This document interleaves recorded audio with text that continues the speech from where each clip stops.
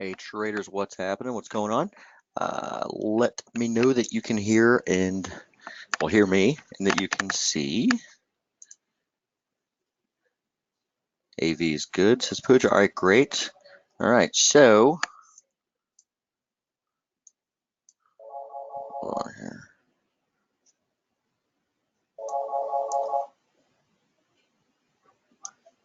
All right. All right, so welcome. Midweek strategy webinar. Happy Halloween, by the way. And we're going to dive into some interesting S&P charts later, but first, I do want to look at the dollar. So hold on here. What is happening? Okay. All right, so I've been following this chart, the FXCM Dow Jones US dollar index. It's actually a lot cleaner to me on a near-term basis than DXY is. You can see here unfolding pretty good. I mean, you've got the underside of this trend line. You know, we kind of screwed around it up until FOMC, right? And then we spiked into it yesterday, FOMC, and looks to me like, you know, there's still a little bit of downside left. I mean, if you want to get real nitty gritty on it, you could say this is a 1, a 2, maybe this is 3, maybe we consolidate a little bit more, or maybe even bounce a little bit and then lower into this parallel into the 12, 1, 2, 2, 3, 6 area, which by the way is the year open for the US dollar index. So focus is lower for now, but just be aware of a bounce or bounce potential near that spot. So again, the DXY chart, which I really haven't updated much, it's a bit sloppier. You can see it doesn't fit nearly as neat. You could say this is a 1, 2, 3, 4, and that we're going lower to 5. It's just the proportions are off a little bit, so I'm not really paying as much attention to this index right now because it's just not as clear. What is interesting though is that we had a monthly J spike in DXY. Okay, so the month is over. October ended 2 minutes ago, and it is now November. So here is, you can see all the J spikes. We've got one this month. We had one at the Jan 2017 high. We had one at the 2016 low, which is May. 2013 high in July. Had one at the 2011 low in May. June 2010 to 2010. So a lot of yearly highs, right? Identified or signaled by the J spike on a monthly basis, right? Really, you don't need to look at a short-term chart to know that roughly 96.50 is your big test level and where you could bounce from in DXY, okay? You know, important to note here, by the way, that like not all of these signals, even though they actually, most of them work or identify a pretty big turn, not all of them work right away, right? Some do, and some do not. So like, you know, back here in 2009, 2010, they worked pretty much right off the bat. But all the other ones, you kind of, you know, have some consolidation that goes on prior to that. So I'm just saying this does not say that the dollar is about to collapse, although it could. What it's saying though is that, you know, you can draw a line over the October high and essentially, you know, look for short setups, right? Bigger picture short setups. So bottom line, 96.50, where I'm looking at for possible support in DXY. And then if we look at Euro, basically the same thing flipped over, right? So J spikes here.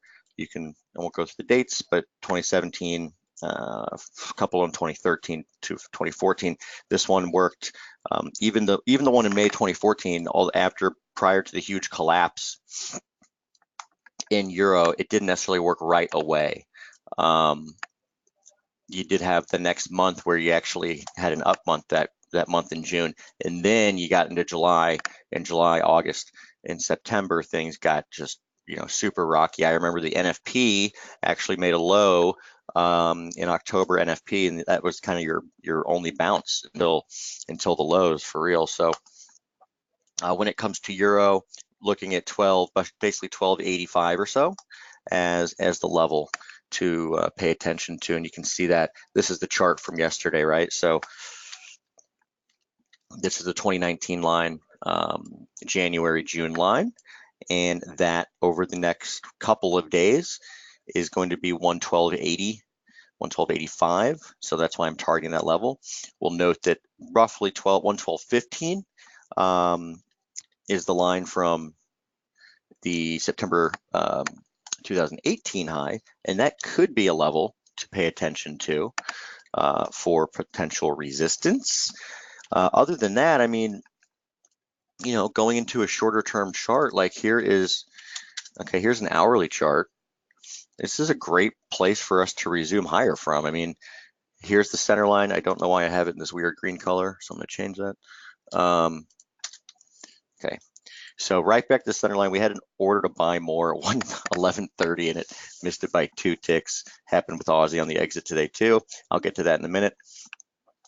But yeah, I'm looking higher. I mean, you know, NFPs tomorrow, right? So spike any which direction you want, but going off of this analysis here, I am constructive euro and look at this as nothing more than a pullback. I don't think there's any reason not to look higher in euro at this point. All we can do is we are in a good position, a good price, and you know, we are have no risk in it at this point. So see what happens with NFPs tomorrow. But there's always the possibility of adding after an NFP print, right? You could get a sharp spike one direction to the other, and then kind of wait for things to settle down after half an hour. And once they do, the market will go its natural way. And, you know, no change here from yesterday. So looking at essentially 11.26 still a support if you get there. That was the big volume spot from FOMC. And you can kind of see just a quick dividing line here between bull and bear in euro. Looks to be like 111.10 or so, right? You can see the support back here in the spring and this, you know, and in May, and it was solid resistance in September, and kind of screwed around here before FOMC, but now we're back above it. So to me, again, that's just constructive on that simple observation right there. Okay, all right, let's move to dollar yen. So followed through on yesterday's reversal, chase spike, what have you. We are right at support right now. We had, by the way, ended the month with a doji in dollar yen, although it's kind of in the middle of nowhere, so it doesn't really mean a whole lot. But what I'm looking at here is if you go to a shorter term chart, like if we look at like a 10-minute chart, right? Very impulsive, right? Impulsive on the downside. So you're at that trend line. You should expect a bounce from here, I would think. But,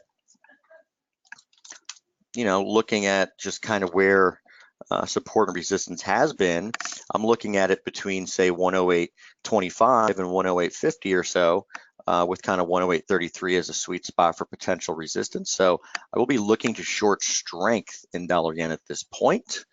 I will note that even, I would say that 108 kind of 50 area is ideal, right? I mean, old highs, a little bit of support last week here, and maybe come back, tag it, and then go for the next leg lower. I will note that even if you, excuse me, even if we do break lower, you still have this magenta parallel that crosses all those levels, right?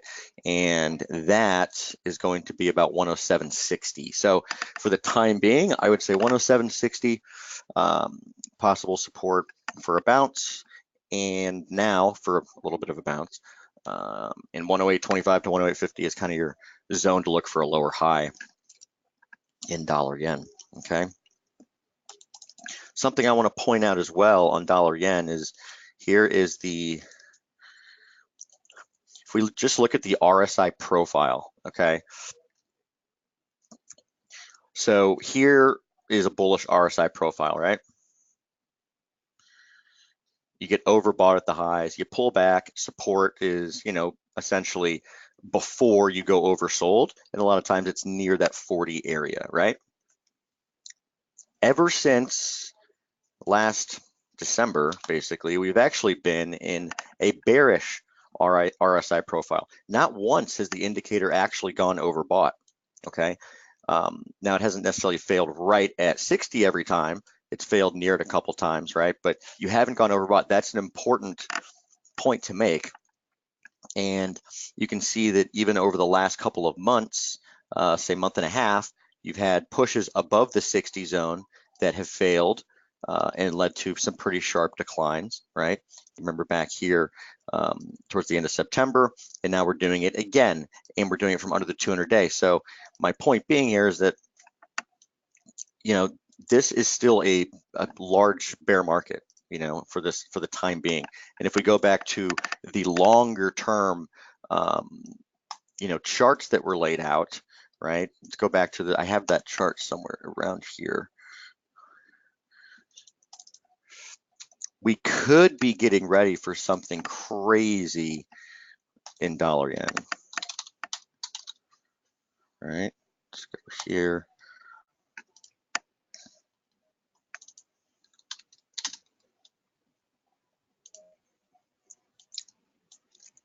Remember, this could be finish that big B wave back here in May, putting in a pretty brutal looking week, right? A big bearish outside week. And that would be a good way to kick things off for a move towards the mid 90s, which sounds crazy, but you've been in this consolidation for, you know, three and a half years now. And, you know, out of consolidations come big moves. So my view is that it will prove to be lower. Another thing that I do find interesting is the, because this ties into gold, right? Yesterday's chart on gold, which was just the futures chart with the volume, we're getting right back to that big breakout level, that volume level. That's the 8-7 close, right? That's 1520, call it. And you get above there. Clearly, it's been resistance. The market's told you that. It was resistance throughout the entire month of October. And you get above there, take off on the upside in Japanese yen itself, right?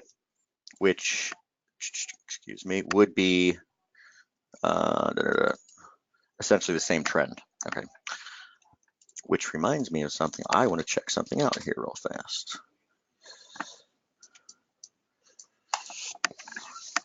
Well, it will be interesting to see if we can get enough volume next week or tomorrow with NFP, which wouldn't be a huge shock.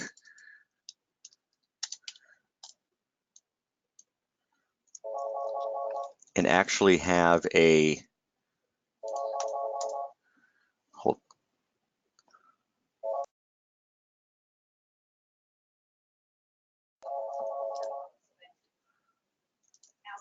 Sorry, hold on.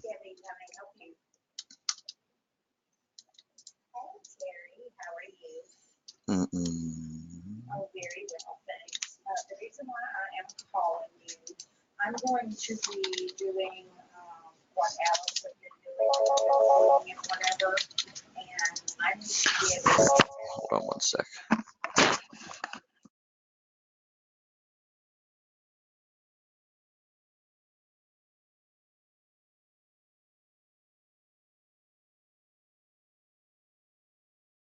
All right, sorry. I'm just getting right over here. I'm looking for if we could get a weekly volume reversal this week, if we have enough volume, because we already have essentially the price movement for it, right?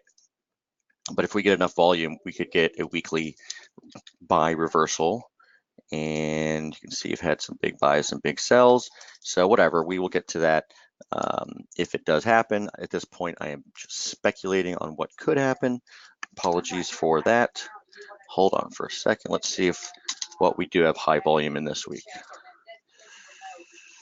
Canadian dollar. Nothing is super high. All right. My ADD is clearly kicking in. Okay, so back to what we were talking about. Dollar yen is a short, preferably on a 25 to 50 pip bounce here. And that's what I'm looking for. All right, British pound. Like it higher, don't like all the crazy Brexit stuff to deal with. Sometimes you just have to kind of bite your tongue and forget about it, I guess. in a consolidation mode here, look, as long as you're within this fork, this is a great setup to be long. The best possible setup for me would be if you got say a pullback from here, right? And say a Brexit headline hit or something hit, something ridiculous happens. I don't, who knows what it would be. And you end up and you get a test of this confluence, which is this trend line all the way back to last year, the blue line, you remember that, right? All the way back to the 2018 high, excuse me. And if that were to come down and test essentially the lower parallel, and that would be near 127, that doesn't intersect for like another full week. So don't worry about it. I'm just saying that would be something that I'd be interested in. Now there's a lot of room between here and there, and I am not looking for a big dollar bounce at this point. But say we creep up a little higher, maybe make a new high, and you start to see the dollar hit support and show some signs of life, then we actually could go for a counter trend trade here in cable. Okay, for the time being, I'm just kind of staying away. I'm watching. I don't see anything to do here. I'd rather stick with things like Euro, Aussie, Yen, maybe even Kiwi and CAD. But just kind of talking a little bit of possible, strategy here in cable. Essentially, want to buy a crash into support if you get it at some point, and maybe even look for a sell a little bit higher. Okay. If we go to the weekly chart, you can see in cable that we are getting into or nearing some pretty hefty levels here. 200-week average is 130, 137. That's been resistance for the last, couple touches, right? So that's 2015, and then last year, of course. And up in that region is going to be those highs from May of this year. So there's a lot up there, and a pullback from there shouldn't be a shock to anybody if it happens. Other than that, though, yeah, 127 should be solid support here. Or that's at least where I'd watch for it, I should say. All right, moving along.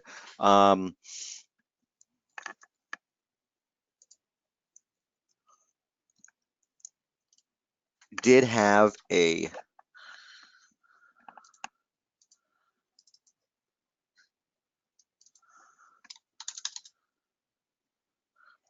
J spike today in the Australian dollar. You can see this is the trend line. This is actually on, I believe, linear, or is it log? Yeah, so it's linear. See, I had a log chart up, and log, it actually just missed it on log by 2 pips, I believe. So at this point, I'm aware. I wrote a little bit already for the swing update, but the J spikes here have worked pretty darn well over the last year, and here too, it's still a bear in terms of the RSI profile. This is a huge level though, okay? You do have this possible double bottom, or you could call it a fulcrum. You are holding, as long as we're holding 68.77. My stop is, yesterday's low at this point, but as long as we are holding, this area, center line, old highs, etc. Look, no reason to just jump. Might as well give yourself a shot. So I'm keeping that 68.45 trailed stop in. And if we go through this and make an attempt higher and eventually trade up here or something, great. 70 should be pretty stiff. You can see, all right, all these old lows between 70 and 70.40. There was a lot of trade in that area earlier this year, right? Little fake out, breakout, and then we went screaming the other way. So I'm taking the target off at 69.30 because if we go back through here, I think you'd probably go for a little bit longer, right? And yeah, that's that. So that's Aussie. Not all the reversals have to work, but just be aware, of potential for a deeper setback. But our stop is trailed. Who cares? Okay, looking at Kiwi. Kiwi played some catch up today.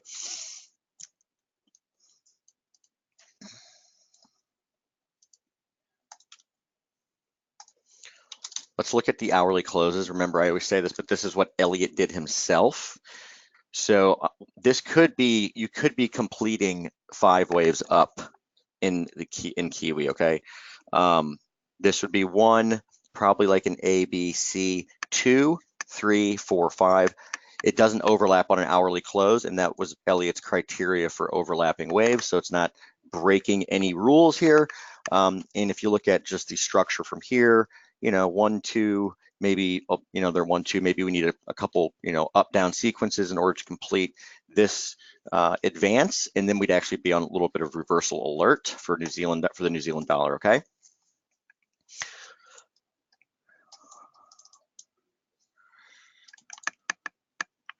Dollar CAD freaking nailed that support at 40, 30.40, 30.42 is the low. You can see some of these tricks, right? So like I said, one reason to look for support at 130.40 was because the 25 line, which is up here, probably see it a little better on the daily chart. That's not a daily chart. That's a daily chart. Okay. 25 line up here was resistance for quite a while, right? So that said to look for 75 support line, even though it hadn't really done much before. The reason being is that, that's the concept of symmetry. So now we're at the center line. I don't have a super strong opinion here. I lean towards the downside. However, when I look at this chart, like on an hourly, I'm wondering if this was 1, 2, 3, and if this is a 4, and we need to go for a 5 and do another fake out. If we do, or even come up here, spike on NFPs or something, I'd look to fade it, okay? And that is simply what I'm looking for in dollar CAD. So again, potential for one more high. If you get it, look to fade it, look for reversal lower.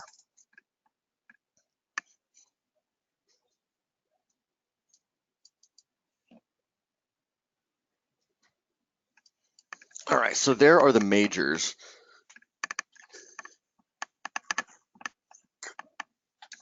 Now,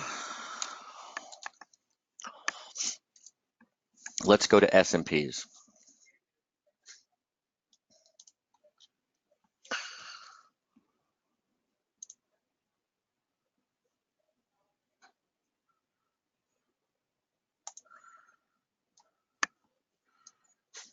So a little sneak peek at today's update.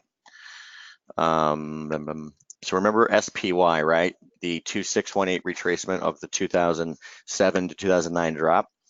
That was 303.82. So I wanted to show it just to show the numbers, right? And the actual S&P index itself, that number was 3047.30, okay? Here's that chart. Let's go to a daily, okay? 3047.30, 2618. Guess what? The closing high is 3046.80. That's half a point. That's pretty nuts. So we don't know if this was the high or a high or whatever, but I will say it's a pretty darn good spot for it, right? We've been through the evidence. Put call ratio did get back. I'm looking at the 5-day average of this. We got back towards levels that would be more consistent with a low, right? We said back here, the problem with being bearish back here was the put call ratio was too high. In other words, people were bearish. Now they're not, at least on this measure. So that we're back to the July levels, which is the last time we had a pretty decent sell-off. So, there you are. Put call's good for a drop. You've got, I did talk about the weakening AD, the weakening breadth situation, right, in NASDAQ. So this is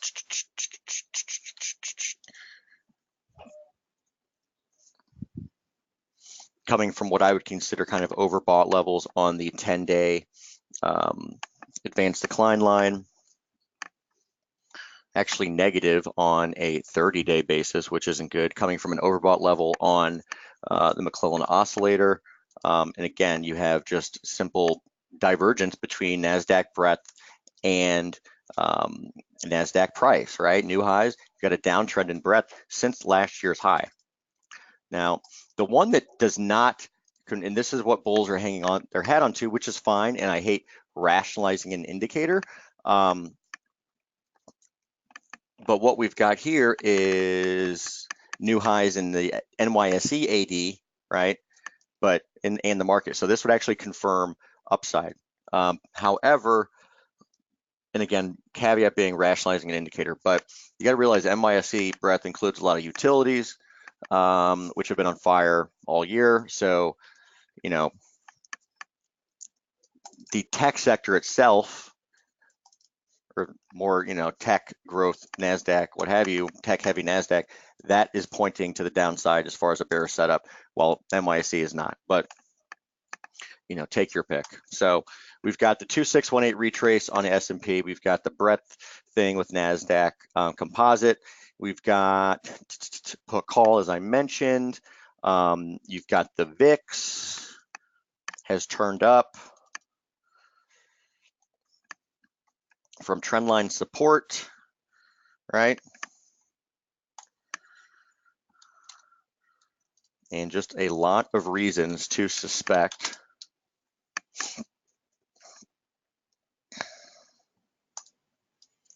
upside, all right?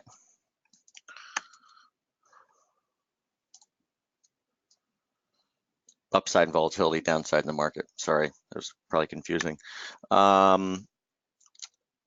All right, going back, let's go to the hourly chart.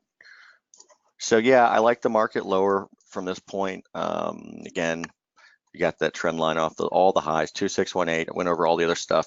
That end of day rip seems a little tricky. Get people bulled up for tomorrow. NFPs, I'd say if you do get a drop, first level pay attention to, it's probably about 29.9250. It's just old resistance support where we came off of last week.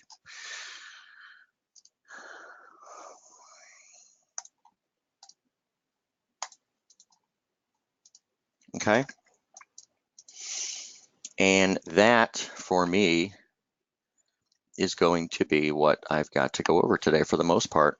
You know, a lot of charts, obviously, with bonds and other stuff like that we went through in yesterday's update. I suppose that you could make the argument too that, you know, the bond market turning up here where it did is probably not the most bullish thing, right? You know, on that. Now, bonds and stocks can go up together, of course, but let's go to TLT.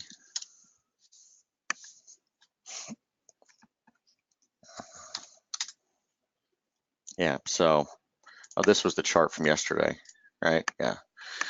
And still, resistance for the bonds probably not going to be up until 143.60. It's just the high from 2016, and it was clearly something because you can see it was support here, blah, blah, blah, gap through it, trend line, all that jazz. So you still got some upside there. So yeah, looking lower near term in S&P is just treating it as if we just put in some sort of a high just yesterday. And, you know, we'll take the evidence as it comes in. But for now, I do think it's wise to look to the downside. All right, so before I sign off and get this archived, are there any questions or anything that you guys want to talk about? Pete, oil, sure. So I was looking for crude to hold up at this here median line, and it did not do that. That could be bearish too, I guess. So, you know, the last couple times we went through, we had some important moves. Yeah, this was the Aramco news, right? We had some big support here, and then once we cracked it, it was kind of goodbye, and that was late September. We did try to hold this the last couple of days. So that would have been Tuesday, that would have been Wednesday, and today we flushed it. So that is not a positive to me. I think you have to think lower in oil. If you do get a bounce, look at 54.75 resistance, and that is that. You also are into a pretty bearish time seasonally for crude. Recall the end of the year for crude is usually not great. You tend to have, crude generally has a good first 5 months of the year. That's kind of when the bullish seasonals, you know, kick in. I mean, not expecting this, but this was last October and November. So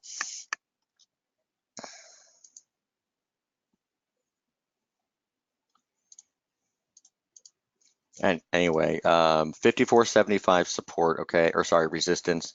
And frankly, if you know, I mean, you could drop to the lower channel line. I mean, I'd be looking at the 2016, 2018 line. It's just the blue line here, and that's going to be down near 49 bucks. All right. Anybody else have anything? Pete says, have a great weekend. You too. Have a safe and happy Halloween if you guys are out and about doing all that stuff. Otherwise, have a great rest of your week and weekend as well. All right. All right. Thanks, guys. Take care. Um, Jamie Setley here signing off.